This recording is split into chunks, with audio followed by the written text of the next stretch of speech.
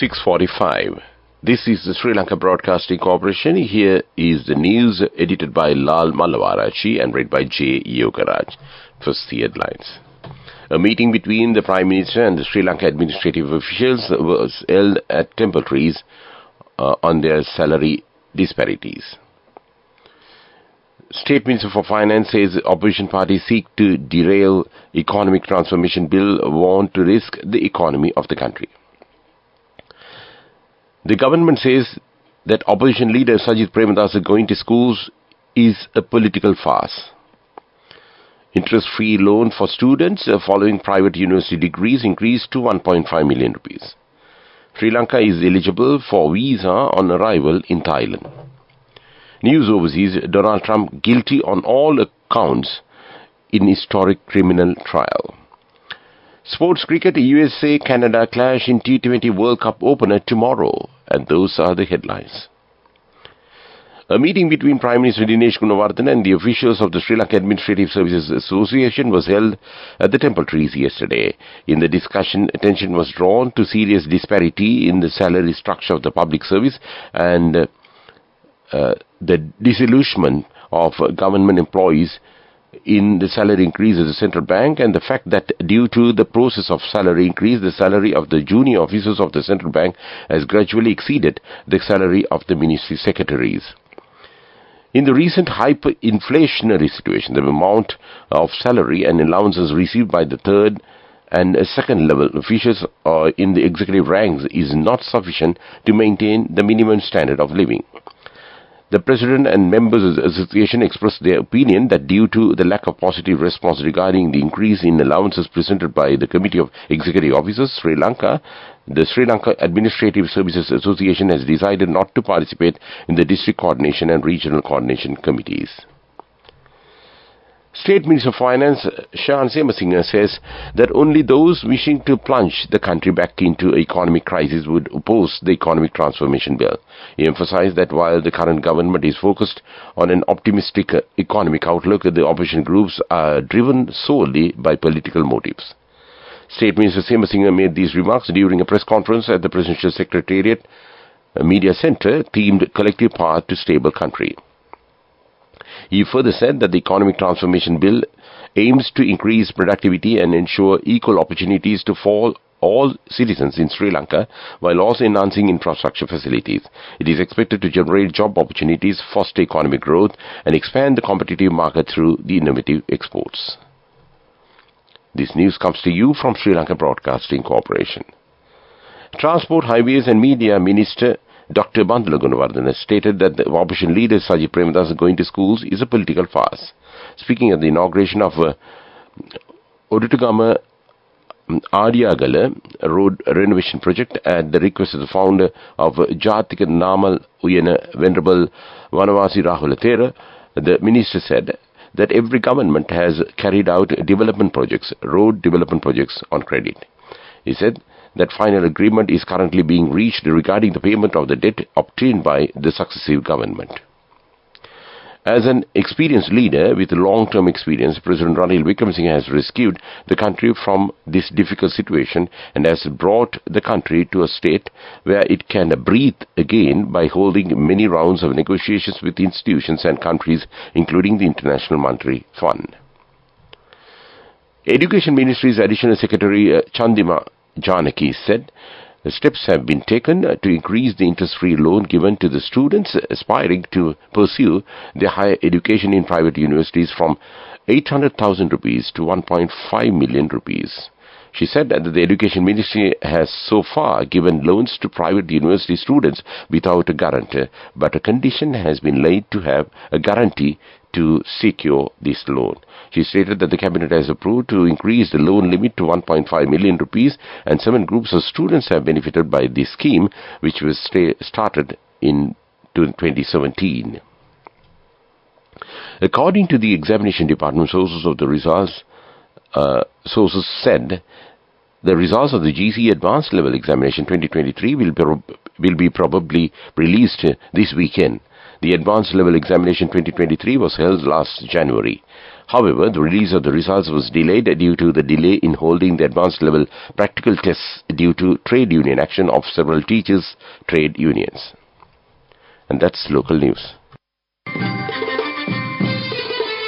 The main news story is brought to you by Sinhala Mahatmya. The Thai cabinet has adopted multiple visa measures to stimulate tourism, which will benefit tourists from 36 more countries, including Sri Lankan travellers who may have plans to stay in Kingdom for more than 30 days. From tomorrow, the number of countries eligible for visa-free entry will increase from 57 to 93, with the duration of visa-free stays extended to 60 days. Newly added countries include Sri Lanka, Laos, Albania, Cambodia, China, India, Jamaica, Kazakhstan, Mexico, Morocco, Panama, Romania, Uzbekistan, and others. The main news story was brought to you by Sinhala Mahatmya. Moving on to Watchlight, the Alcohol and Drug Information Centre reports that nearly 50 deaths occur daily in Sri Lanka due to smoking, totaling approximately 20,000 deaths annually.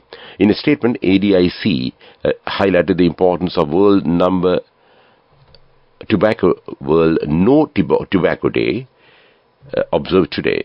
The theme of World No Tobacco Day 2024 is protecting children from tobacco industry interference. The ADIC noted that cigarette consumption among young people in Sri Lanka is rapidly decreasing, with an overall national decline of 9.1%.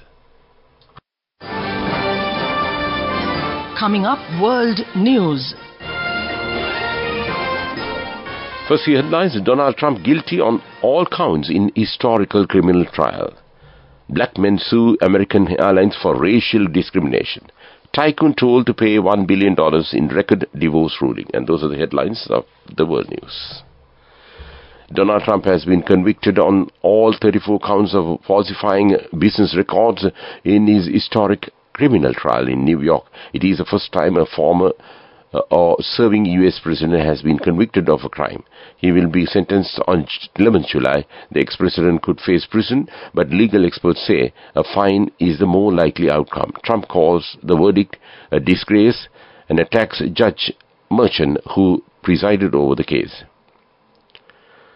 3 black men have filed a racial discrimination lawsuit against American Airlines, alleging that the carrier briefly removed them from the flight after a complaint about body odor. The men, who were not seated together and did not know each other, say that every black man was removed from the 5th January flight from Phoenix, Arizona to New York. South Korean tycoon Chae Tae-won has been ordered to pay his ex-wife $1 billion in cash, the country's largest ever divorce settlement. It comes nearly a decade after Mr. Chae's marriage fell apart following the revelation he had fathered a child with his lover. The Seoul High Court on Thursday ruled that Ro So-young, whom he was married to for 35 years, was entitled to a portion of his company shares. Lawyers for Mr. Chae, chairman of the powerful SK Group, said he would appeal, claiming the court had taken Ro's one-sided claim as factual. And that's World News.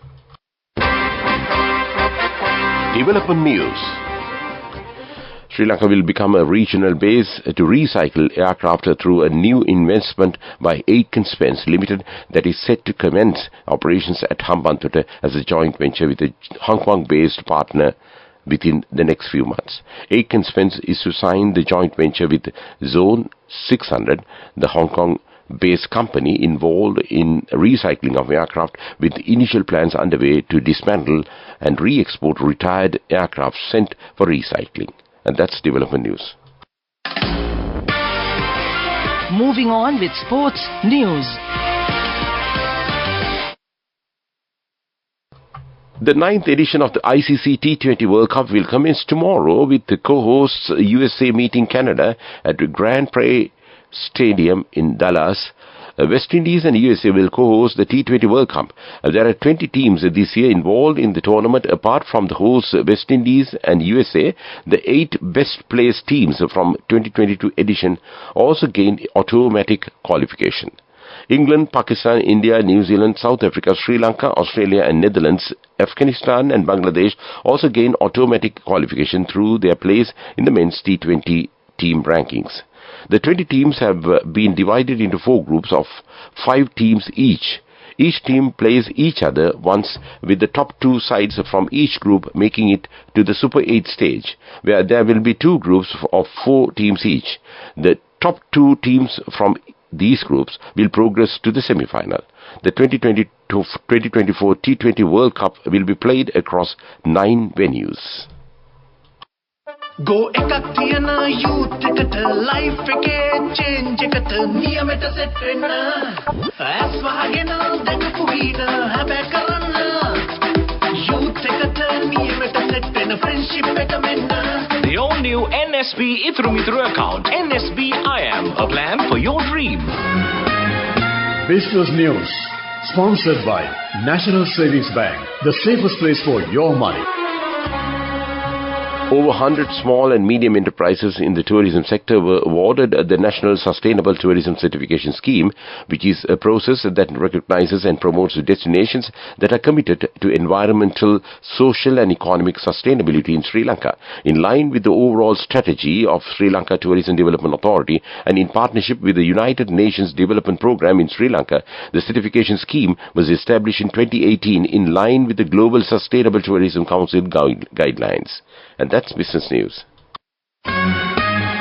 Business News, sponsored by National Savings Bank, the safest place for your money. Go ekak thiyana youth එකට life එකේ change එකට නියමෙට set වෙන්න ඇස් වහගෙන දැකපු වීන හැබැ කරන්න youth එකට නියමෙට set වෙන friendship එක මෙන්න. The all-new NSB Ithru Mithru account, NSB IM, a plan for your dream. Moving on to economic news, the central bank has continued to purchase dollars from the banking sector as the dollar supply outstrips the demand for the greenback in recent times, exerting upward pressure on the rupee. According to data, the central bank purchased $469.5 million in April and sold only $50 million, resulting in a net purchase of $419.5 million for the month. And that came to you in economic news. Weather report. The Met Department says the prevailing showery and windy conditions over the island are expected to continue further due to the active southwest monsoonal condition. Showers will occur at times in the western, sub-Brahmo, central and southern provinces. Several spells of showers will occur in the northwestern province. Fairly heavy showers above 50 millimeters are likely at some places in the western and sub-Brahmo provinces and in Nuwara district. Showers or thundershowers will occur at a few places in Uva, north central and eastern provinces in the evening or night. And that was the weather report. To wind up this news podcast, let's look at the main points once again. A meeting between the Prime Minister and the Sri Lanka administrative officials was held at Temple Trees yesterday. State Minister for Finance says opposition parties seek to derail economic transformation bill, warn to risk the economy of the country. The government says the opposition leader Sajith Premadasa going to schools is a political farce. Interest-free loan for students following private university degrees increased to 1.5 million rupees. Sri Lanka is eligible for visa on arrival in Thailand. News overseas: Donald Trump guilty on all counts in historic criminal trial. In sports cricket, USA-Canada clash in T20 World Cup opener tomorrow. And with that, we conclude this morning news podcast of Sri Lanka Broadcasting Corporation.